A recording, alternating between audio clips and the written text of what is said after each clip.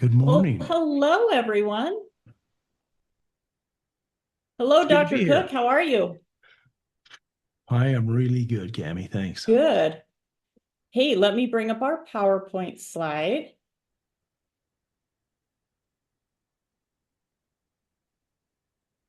There There it we is. go. Well, welcome. We have great questions today. Really excited about this call.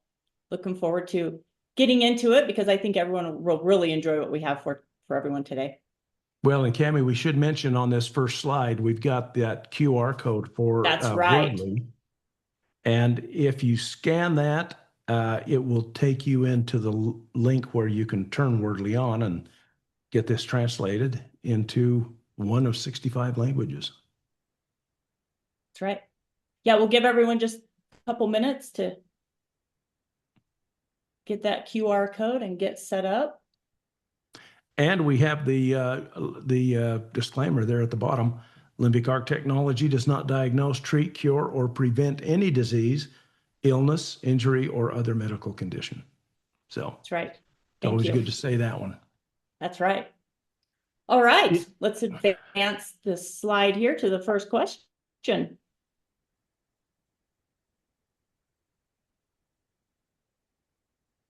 Let's see here. There we go. Good Little job. delay. All right, Dr. Cook, how many boost ingredients are currently in the Limbic Arc Library? 1,316. I made that up. I'm not I'm sure. like, that's pretty good. Yeah, I believe we're around 1,500. Um, that's the short answer. Yep. We will be expanding that substantially with some improvements and changes that we're making, but right now and for the next few months, it's around 1,500. Great, thank you. All right, Susanna has a question here. Can Limbic Arc help with issues in my home, such as mold, mice, radon, and noisy pigeons? I hope she doesn't have all of them. I know. uh, yes. And so if I sound hesitant, let me go into more detail. Um, Remember that Limbic Arc is an information processor, and information will appear in your life in one of two ways. It either affects your biology, or it affects your energy posture, which affects your posture or your field, which then affects how you interact in what's called the 0 point field. So on the tissue side, that's really uh, the tissue. On the 0 point field, that's the possibility aspect of its influence. When you implement an InfoBoost, you don't do it for anyone else but you. In other words, I cannot create an InfoBoost and say, oh, I want to change Cami. So I do an InfoBoost expecting it to change Cami. It won't. It will. The only thing that an InfoBoost that I initiate will affect is me. And the impact that my InfoBoost may have on Cami is the result of my field changing in the 0 point field. And then Cami's field will accommodate that change to some degree. Now, it doesn't mean that I can make Cami change because Cami is an actor. I'm getting way too far into the weeds here, but No, this is good. Cami is an actor. She has agency, and so she can choose. And if my field changes and she chooses not to accommodate the change, she can choose another path. Uh, Let me give you an example of what I've seen happen in this kind of a situation. We've been dealing with this kind of technology for a long time, several years. So I say Cami's been involved in that. And early on, we had some challenges with an employee, and we've done this more than once, but with an employee. And so we went through this process, not exactly an InfoBoost, but similar to it. And lo and behold, the problem we were having with the employee just, it disappeared. Now, another time I did it, and 3 days after I activated the change, but again, the change wasn't to change the employee, it was to change me. And that relationship changed. Well, 3 days after that occurred, this employee came to me and said, "Oh, I have some bad news." And I said, "Well, what's that?" And they said, "I've got a new job." And I tried to keep from smiling, but I said, "That's fantastic." And that solved the problem. They had a new job and they left. And another time, so it's happened more than once, another time, after you make that change, you realize that this employee is not the right fit for what we're asking them to do. And you're able to let them go or fire them without it becoming a bunch of needless drama. And so now let's talk about mold and mice. Let's say that you have noisy pigeons and they're really bugging you. And so you implement an InfoBoost. Now you can do the pigeons a couple of ways. One is I would create an InfoBoost directed at me, and I would talk about the noisy pigeons. So that would be my noisy pigeon InfoBoost.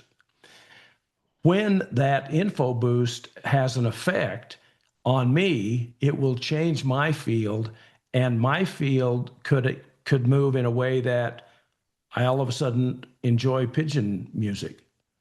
Or it could change where my field now becomes uncomfortable for the pigeons and they just go live on my neighbor's house. So those kinds of things could happen. The other thing you could do, because we have PET, is you could take a picture of the pigeons and you could do an InfoBoost. And when you do the InfoBoost, you talk about how noisy they are and you direct the InfoBoost to the pigeons. Now, the pigeons, again, they are actors. I mean, pigeons, living organisms, have agency to a greater or lesser degree. And so they do have some choice in the matter, but they may find out that, oh, it's there's a better nesting place down the street, so let's just all fly down there. So they just make the decision on their own and they move down. So try that and hope for a positive outcome. Now, let's talk about mice. Mice would be the same. And when you turn on the InfoBoost, you may find, well, this would work for pigeons too. But let's say you turn on the InfoBoost directed at you for the mice. You may find that, oh my gosh, there's a hole in my wall outside, and it's just a tiny one. It's like 1/4 of an inch, but that's where the mice are getting in. And so you go patch the hole in the wall, and the mice problem goes away. That's an indirect benefit because the mice didn't just get up and move on their own accord. You actually were inspired to see the hole in the wall and you fixed it.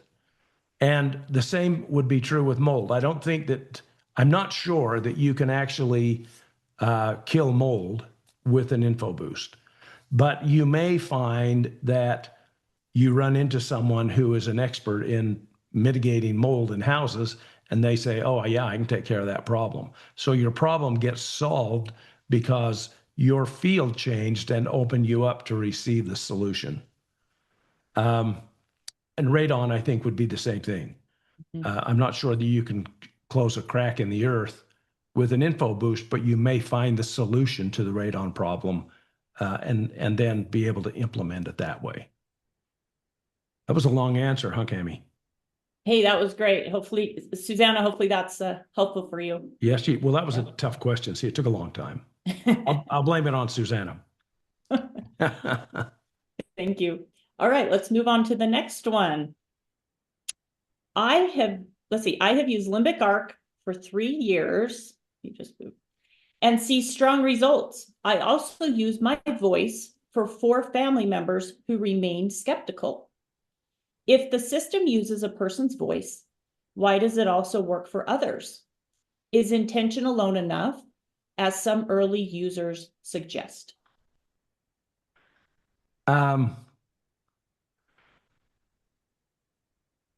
Well, let's see.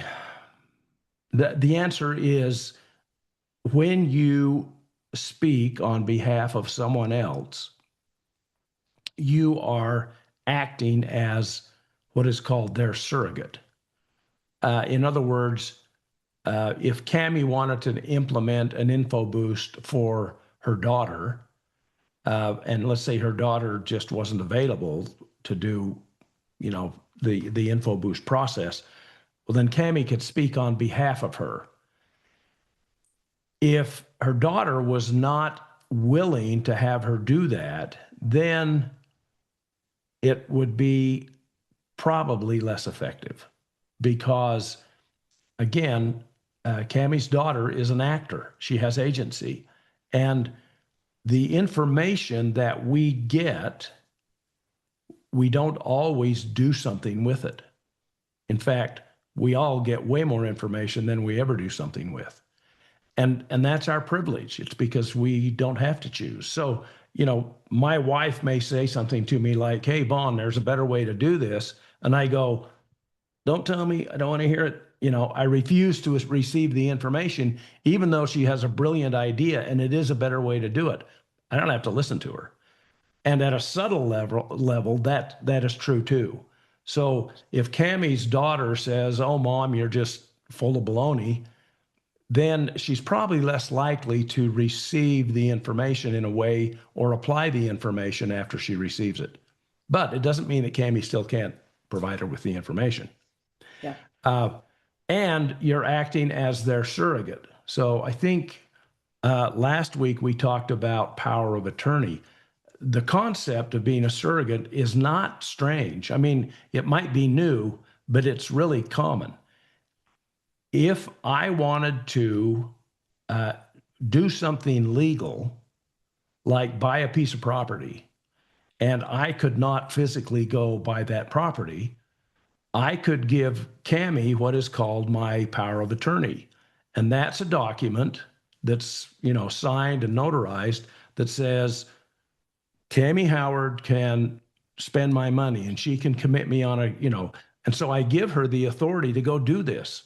And then I say, okay, go buy me a house.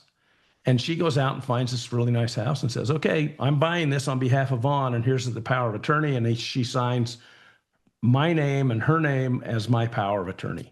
Now, I am legally obligated to buy that house because she had the authority to do it for me.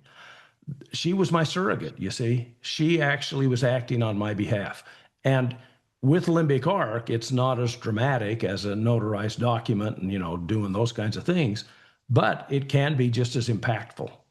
You can help other people by acting as their surrogate, especially when they're willing to have you do that. Yeah. Your power of attorney example is very helpful. Well, it is for you, Cammie, because you understand it exactly. Yeah. but it is. That's not uncommon. It's done all the time. Yeah. Okay. Next question here. I have been gaining weight recently, and the weight InfoBoost doesn't seem to be working for me. Weight's hard. It's a tough one. Yep. Back in the olden days, we had a clinic up in Salt Lake, and this is back when I hired Cammie a long time ago. And she was the clinic manager, but we would have people who would come in and say, I'd like to help you to help me with weight loss. And we'd have other people who would come in and say, I've got chronic fatigue. I'd like you to help me. And I will tell you, it was way easier to help the people with chronic fatigue than it was the people with weight loss.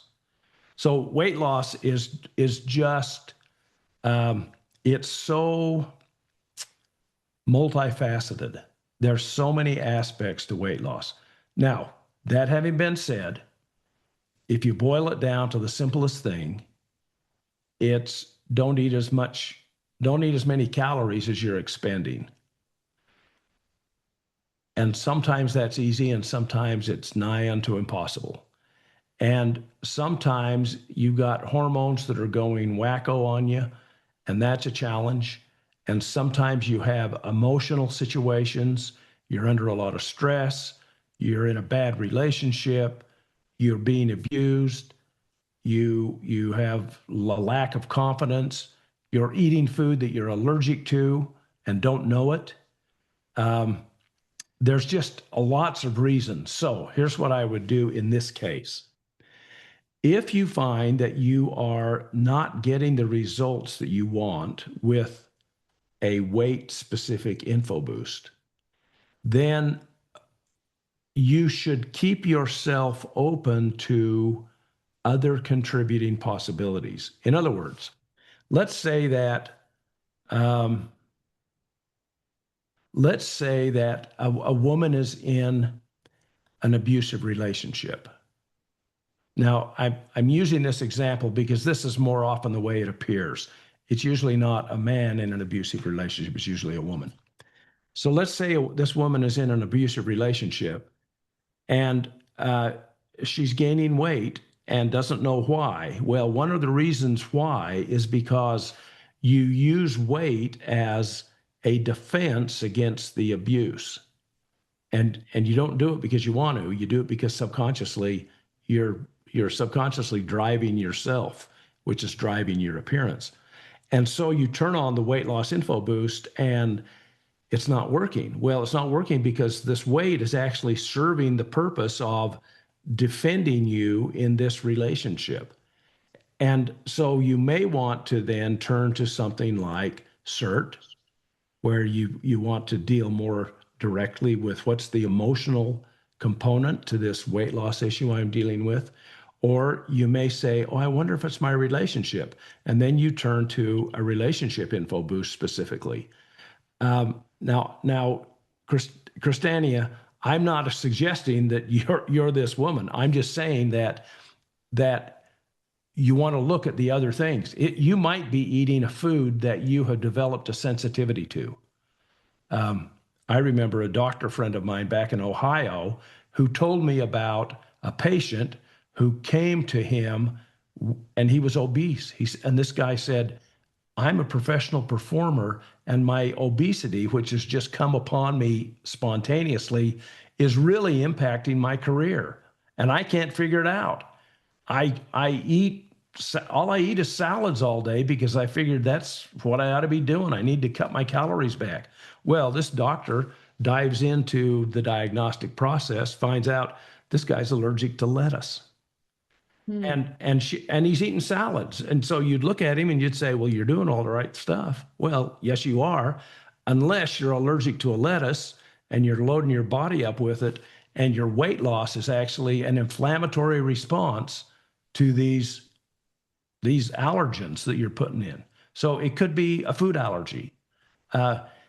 With weight, you just have to keep looking and you just have to keep trying. And, it could be that your hormones are out of balance. And so maybe you want to do a hormone info boost. And again, the result you get from Limbic Arc is either direct or indirect. So the direct result is you go through these info boost experiments and all of a sudden your weight comes off. That's direct. And you go, wow, this is great. The indirect is you go through these exercises and someone comes into your life who has the solution, or you find a book that tells you about something that you hadn't thought of, or you wake up one morning and think, I wonder if it's this, and you try it and it works. Those are all indirect benefits, and you've got to keep yourself open to that, especially with weight loss, just because it's such a tough thing to deal with. Yeah, I'm glad you brought up allergies, Vaughn. I mean, I think that's one thing that a lot of us, we forget, we wouldn't even think about that we actually might be allergic to, your example, lettuce. Yeah, that's a weird one. That's one you'd probably never figure out if you didn't have somebody Right. who could do it Kind for of you. guiding you to look at that. Yeah. Yeah. I remember this is a long time ago, but when I was first exposed to the concept of food allergies, I thought, are you kidding me? That makes no sense. Yeah. How could I be allergic to what I eat? I mean, what's more natural than eating? Well, now it's more common information, but it's easy to eat food you're allergic to. Yeah. Yeah. We just don't know. Yeah. Okay, let's Now, move on. Cami, let me Yes. say this though before we move on. Yes. Uh, if you suspect it may be a sensitivity problem, you may be eating something you shouldn't be. When you do a spark scan and you go in and look at all the ingredients, go into the food category and look at the foods, scroll to the bottom and look at the foods that score the lowest number. And then keep track of those bottom, say, 3 to 6 foods. And if week over week you start seeing the same food in that group of 6, then take that out of your diet and see what happens. Yeah. So you can actually do some sleuthing and figure out some of this food stuff just by doing that. Great suggestion. Okay, Dr. Cook, Sonia has a question about CERT. If a CERT InfoBoost works well, but 24 hours feels too short, is it okay to run the same CERT InfoBoost again? The answer is yes, you can do that again. Let me tell you why we only run it for 24 hours. In a 24-hour period, your body runs through a particular circadian rhythm. And that circadian rhythm is a tidal wave of energy, of chi, that moves through each of your meridians in a specific pattern. So you have 12 primary meridians, and over that 24-hour period, this tidal wave of energy will move through each of those meridians for a period of 2 hours. So at 3 o'clock in the morning, it starts right here. I don't know if you can see that, but on my chest, there's a point here called lung 1. At 3 o'clock, that's where that tidal wave is. And between 3 and 5 o'clock in the morning, it moves down. And at 5 o'clock, it moves then over into the large intestine meridian, up into the large intestine meridian, then it moves into my stomach meridian, and so on and so on. By turning CERT on for 24 hours, we basically have turned on what I would call an emotional switch. And that emotional switch remains active while this tidal wave moves through that whole pattern. And on its path through that pattern, it resets anything that's out of whack. And so after 24 hours, you're back in whack. Is that the right word, Cami? We all understand. I don't know how that translates, but Oh, I don't know how it translates either. Yeah, the things that are weird I understand are then have been reset, and so you don't need it for more than 24 hours. Now, that having been said, if you feel like it would benefit you to run it another 24 hours or turn it back on, by all means, give it a try, because you're not going to hurt yourself. This is information, and your body takes that information and applies it however it feels it needs, however it sees it needs to do it for its own benefit. Okay, thank you. Next question here. Is it possible to purify the aura energy system from negative low vibration energies? If yes, which program is good for this? I'm only pausing because to purify an aura or the energy system from negative to higher energy, that's you could call that the process of healing. You could call it the process of enlightenment. You could call it the process of clairvoyance. So there's lots of different ways to express what I believe Andrus is talking about here. And my answer would be yes, anything you do with Limbic Arc will broaden your perception and will open you to greater abundance. And in that process, you will heal. you will become more intuitive. You will become more clairvoyant. You will become more grateful. You'll feel more love. All of that stuff happens uh, with limbic arc, and it happens over time.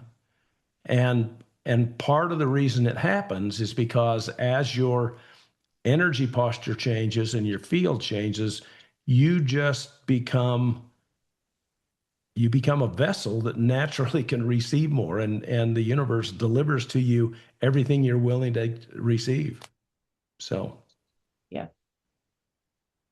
yeah, I'd say you can do that. Okay. All right, Susanna, is it possible to create a program specifically for animals, perhaps using their photos? Yes, that's called PET. Yep. And we are upgrading the PET program over the next month or so. I'm not sure how soon we'll release it, but it's in the works and it's getting closer. But yeah, just use PET, and you take a photo, and that's part of it. You speak on behalf of your animal, so that's part of the surrogate experience. But people have had fantastic results with PET, and it's really a nice place to go because sometimes when you turn an InfoBoost on for yourself, if you're new to Limbic Arc, and something positive occurs, you might say, "Oh, wait a minute, I'm not sure that was limbic arc or not. Maybe I'm just fooling myself into thinking this works, and that's what makes it work." When you turn on a pet info boost and you see results with your pets, it's like, well, these guys, I can't fool them. It's really working for them. That's So right. it helps you realize that there is something legitimate to limbic arc, and then you're more inclined to say, okay, I'm going to keep using it for my own benefit as well. Yeah, So that's pet's so the true. guy. Pet's the one. Okay, moving on here. When I run an InfoBoost and see a high percent for a food, like 95% chicken, what does that mean? Does my body need that food, or is it reacting to something I already ate? Ooh, this is a good question. Yeah, that's a good follow-up on our food discussion. Yeah. What happens with the scan is we have this algorithm, and it runs through the entire library, and it takes your real-time biometric data, which is taken from your voice and from the kinetic response or the evoked potential when you touch the target on the screen. It takes that real-time biometric and it appends it to our scanning algorithm that then looks at the entire library and it prioritizes it. So it assigns everything a percentage number from 0 to 100. And when you see chicken at 95%, it just means that energetically, at a subconscious level, you are showing a pretty significant preference for chicken. So I would take that as maybe a good food to eat. Now, if it was a 1% for chicken, then I would take that as, oh, well, maybe I should avoid chicken for a period of time. And it's not an allergy test. You can't say, oh, I can't be allergic to chicken because I scored 95%. We're not doing allergies. Allergies are something entirely different. But your priority for chicken, energetically and subconsciously, is showing up as, in this case, high for chicken. So you can eat some. Yeah. That was a great follow-up question. That was. Yeah. All right. I have a QX Biorenaissance machine. Can I use it? Bioresonance. Bioresonance machine. Can I use it with Limbic Arc or use both at the same time? Well, Limbic Arc is not a diagnostic or a treatment device. I would assume the QX bioresonance. I'm not exactly familiar with that specific machine, but from the name, I would assume that it has something to do with certain kinds of frequencies. The answer is, yeah, you can use anything with Limbic Arc. So let me give you an example. let's say that I am, well, I was going to go back to weight loss, but let me just pick something else. Let's say that I've got a cold. Oh, I just got over a cold too. So that's why I'm drinking some water. But let's say that I've got a cold. And so I think, okay, I'm going to turn on an InfoBoost for immunity. I'm going to turn one on for a cold. And I turn these InfoBoosts on, and I kind of feel like, I probably ought to go to the health food store and buy some product to help me too. And so I go down and buy some product and it helps me too. Can I use that product in conjunction with Limbic Arc? Yes, because I would expect Limbic Arc would actually help me find the product. If I have a QX bioresonance machine at my disposal and I have a cold and I turn on an InfoBoost and I go, oh, I ought to turn on this bioresonance machine at the same time, that's probably my subconscious saying, turn on this other machine. It's going to help you. So by all means, don't limit yourself just to Limbic Arc. Limit yourself to whatever abundance the universe brings to you. Yeah. Yeah. Okay. Can you explain the differences between how a regular InfoBoost works with emotions versus a CERT InfoBoost? Okay. This is a good question. I'm going to have to get a bit nerdy to answer it. So bear with me. Nerdy is good. Okay. If you look at the library items that are used with CERT, they come out of the library that we use for everything else. The reason that we use those items in CERT, however, is that they have in the real world, remember, the library items are virtual items and they have correlates in the real world. So echinacea, as an example, echinacea is an herb and we have it virtually in the library. So it's a boost ingredient. Echinacea has a correlate in the real world, in the physical world. So I can go out and find the herb echinacea, and if I consume echinacea, I will receive some known benefit because echinacea has been studied. If you eat this, this is what you get. The hypothesis behind Limbic Arc is that your body can receive information from divergent sources, and if you apply that information with a singular intent, you'll get a similar outcome. So if I take an InfoBoost with echinacea in it, or if I eat the herb echinacea, and my intent is to improve my immunity, both of those things, both of those inputs can create that outcome. So, so I really kind of went down a rabbit hole on that, but let me come back to this. Oh, it's helpful. Okay, so back to CERT. When you record your voice, you're making a spark. You need to know that we are experts in voice energy analysis. We have been doing that now for, Cammie, what is it, 17 years at least?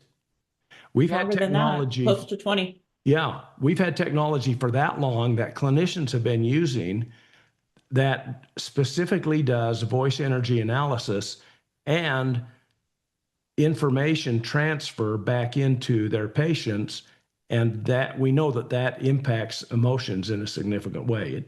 It does what we call perception reframing. Well, CERT will do the same kind of thing. So what we do is you create your spark, and we use the spark a couple of ways. One is we use it to make the target, and sometimes we call that target the flower. And so the target you touch, that's created from your voice energy. Then we take your voice energy and we append it to the scanning algorithm. So we're using it to make that individualized for you. And the other thing we do is we use it to create what's called a perception index. The perception index only shows up in CERT. So when I turn on, when I go in and create a new InfoBoost and I use a spark, I will then go in and turn on a CERT InfoBoost using that same spark. And when I go into CERT, what I see are the perception index. We display it as a round graph, and it's divided into 12 sections. And each section represents one of the 12 notes on a piano scale. And so each section is, a C, C sharp, D, so on and so on. We have learned clinically that if you have an imbalance, and there's a way we determine what an imbalance is, but if you have an imbalance in any one of those zones, it's associated with a particular state of mind or perception or emotion. So, for example, if you have an imbalance in zone 3, then you have, as it relates to the topic that you have spoken of, you will have you will more likely experience sadness or melancholy about that particular topic.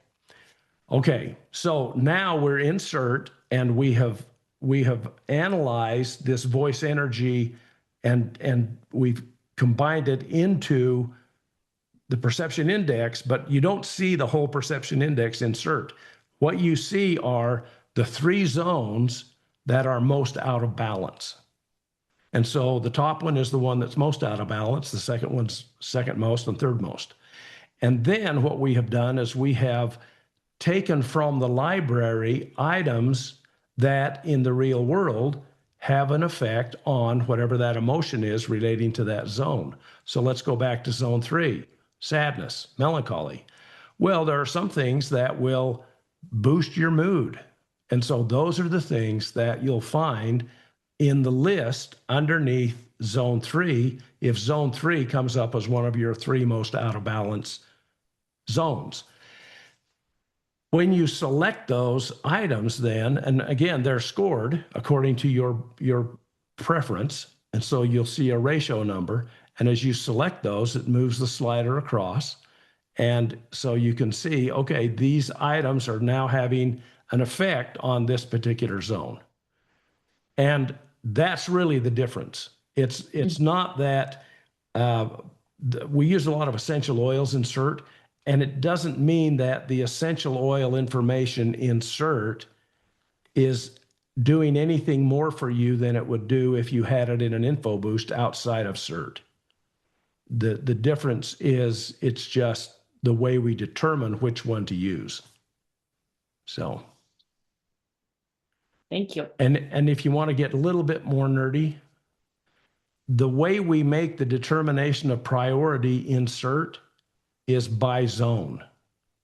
So in other words, when we do the whole library scan, it's this way. But then when we look at zone 3 specifically, we look at those items and we resort them as they relate to zone 3 specifically. And that's why when you go into CERT, you'll see 2 percentage numbers. The 1 percentage number is this was the number in the general scan. This is the number in the zone specific scan. And that really was nerdy, but no, I think, and I'm sure I'm the same with everyone else on this call right now, is the detailed explanations, Vaughn, are very helpful. I think it is. And, even if you don't know CERT, you might not be using it, and you might say, well, I don't understand anything he's saying. Well, look at CERT, go into CERT. And when you start looking at it, you'll say, oh, okay, now I understand what he was saying there. Yeah. So. Thank you. All right. I have been with Limbic Arc for several years and wonder when you will create an InfoBoost for supporting people with alcohol addiction. I would think that you could use now, I think, do we have an addiction biosurvey? Do we have an addiction InfoBoost? We may do, but I'm not sure. But you could,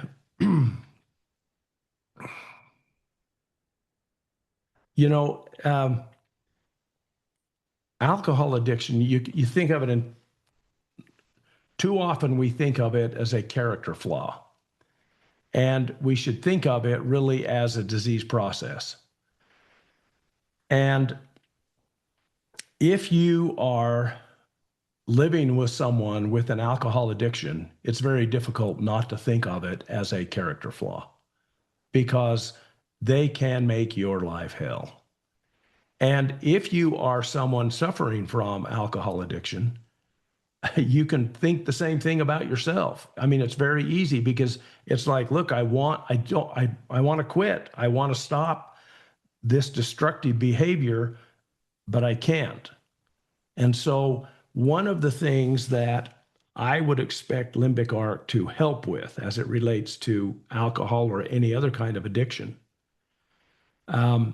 which could even be food addiction, is it will help you become more mature and capable of dealing with the problem in a non-destructive way. Now, it may be that the most non-destructive thing you can do is to get out of the relationship with the alcoholic. Or maybe the most constructive thing you can do is to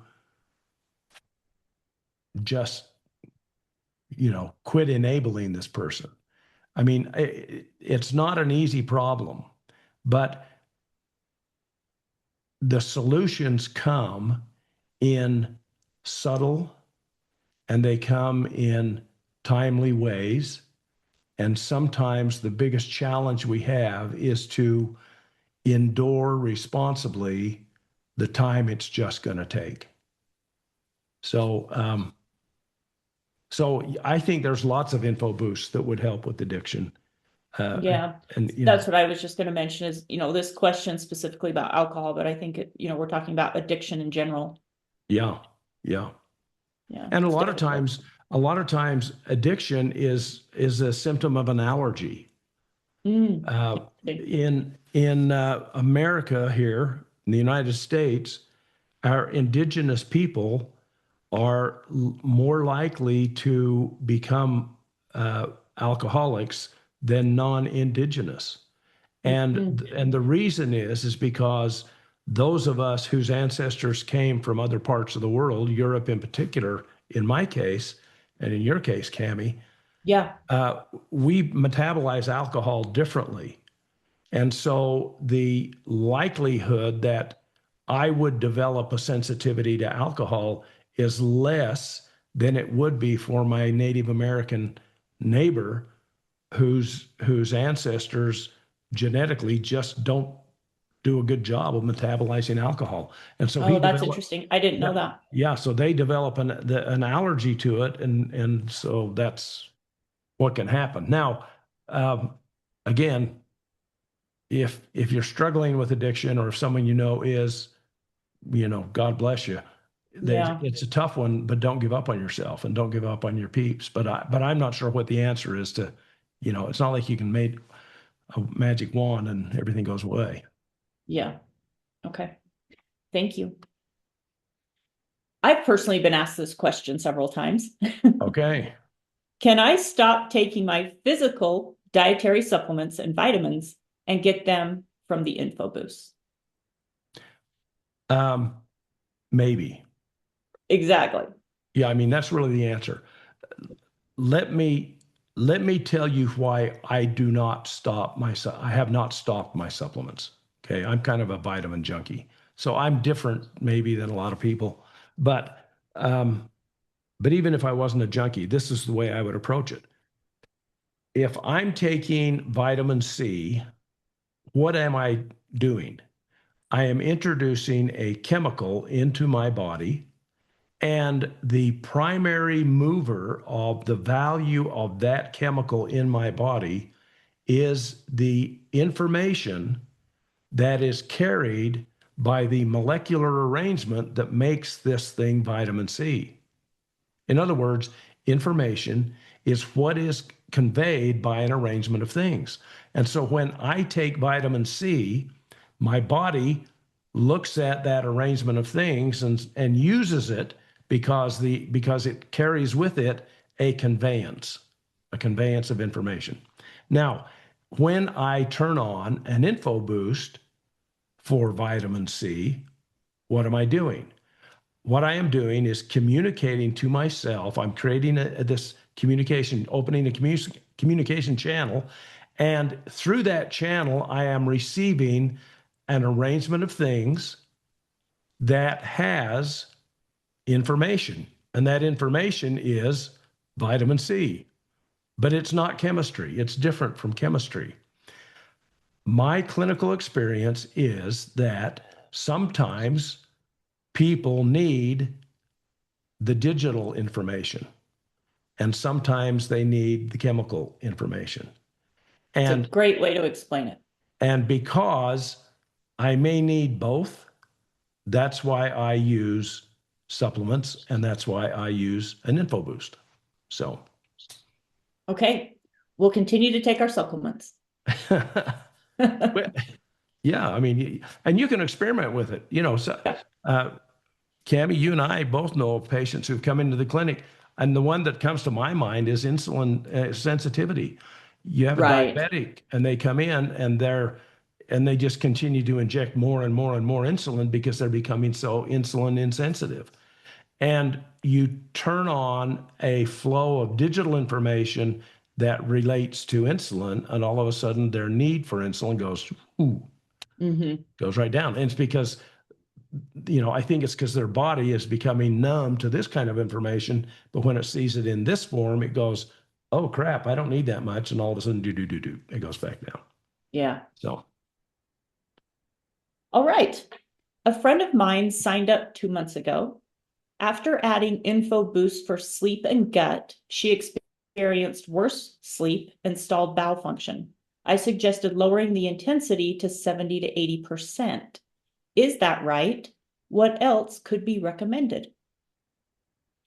that's always frustrating when you recommend something and people say, no, I'm worse. Then you just say, well, stop being worse. I'm assuming that I suggested lowering the intensity to 70 to 80%. They were adding more items to the InfoBoost. They were going down the percentage number from maybe 90% down to 70%. Again, I think that's a good experiment. I know some people like to put more items in their InfoBoost. I tend to put fewer, but that doesn't mean I'm right and anybody else is wrong. It's whatever works for you is what's right for you. And you're not going to hurt yourself with too much information. You may have some kind of a side effect, but you have to be sensitive to it. And if the friend here who's been working on it for a couple of months and it doesn't seem to be working, I would have her, try different approaches and see what it is. The other thing too is help her be aware that the benefit that Limbic Arc may bring her may be indirect. In other words, she may find that she's doing something that is giving her or making the bowel problem worse or her sleep worse, and it may make her aware of that, and if she stops doing it, then she gets the benefit. So experiment, pay attention, and let me just add one other thing. If I had a friend who was going through this kind of experience, I would probably I would probably turn the InfoBoost on for about 8 days at a time. In other words, we're going to start this InfoBoost. We're going to watch it over the next 8 days and see if it helps and keep track of it. And if it doesn't, then in 8 days, create a new InfoBoost and a different direction or try something different. Now, the reason I would say 8 days is because, first of all, I don't want my friend to suffer for 2 months if we can accomplish it in a few weeks. Yeah. And the other is, you've got these different circadian rhythms. I mentioned one that's 24 hours long. You also have one that's 7 days long. And so if I turn on an InfoBoost today and leave it on for 8 days or 7 days, it will stay effective while I move through that 1 week circadian rhythm. And I may get a benefit on day 6 that I wouldn't get had I turned it off. So there's reasons to leave InfoBoosts on, but in this case, I would want to make it as short as possible so that I could go through different iterations with my friend to see if we can solve her problem. Yeah. Okay, thank you. Yeah. If I'm allergic to peanuts and my Spark scan shows a high percentage, what should I do? Great question. Yeah. Well, remember, this is not an allergy test. So a library scan with Limbic Arc is not the same as an allergy test for some kind of food. That having been said, you don't ever want to bet the ranch on Limbic Arc. Now, let me tell you what that means. It might be just kind of a Western phrase. If I know that I am allergic to peanuts or any other kind of nut, sometimes those can be serious. I mean, you know, some people get anaphylaxis from peanuts, and if they eat peanuts, they could die. Yeah. If you are one of those people and you run a scan, a Spark scan, and peanuts come in at a really high number, that's not saying to you, oh, you don't have the anaphylactic problem anymore, go ahead and eat peanuts. See, that would be betting the ranch. You're basically saying, oh, it's okay, so I'm going to put my life at risk unwittingly. So what you want to do is, first of all, go with what you know. And if you have the peanut allergy, continue to be cautious. But you don't have to be worried about putting the peanut information into your InfoBoost, because that's not the same as eating a peanut. However, it can create a similar effect, and so you want to be cautious. And so my advice to anyone who would have this experience is, if you feel like you shouldn't put it in your InfoBoost, then don't. Because, you know, one boost ingredient in an InfoBoost isn't going to make or break the bank. And if there's a chance that that information could make me sick, and I think it might, I feel like it could, then I just don't put it in. So that would be my advice. So, Yeah. All right. At a conference in Florence, I learned that we could use our voices to influence the energy of our homes, plants, and surroundings. I have been practicing this, but so far I have seen only minimal results. Can I achieve a stronger effect? okay, great question. The answer is yes, you can do that. And remember, you do it by primarily impacting yourself. Now, let's start with plants here. You can use PET on a plant. And the way you would use it is you would take a picture of the plant, and then you would create the spark, and then you would activate the InfoBoost, and it would be directed to the plant.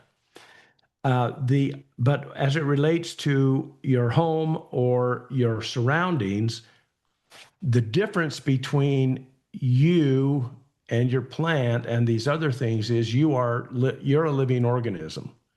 And living organisms in the 0 point field are classified as actors because you have agency. You can make choice.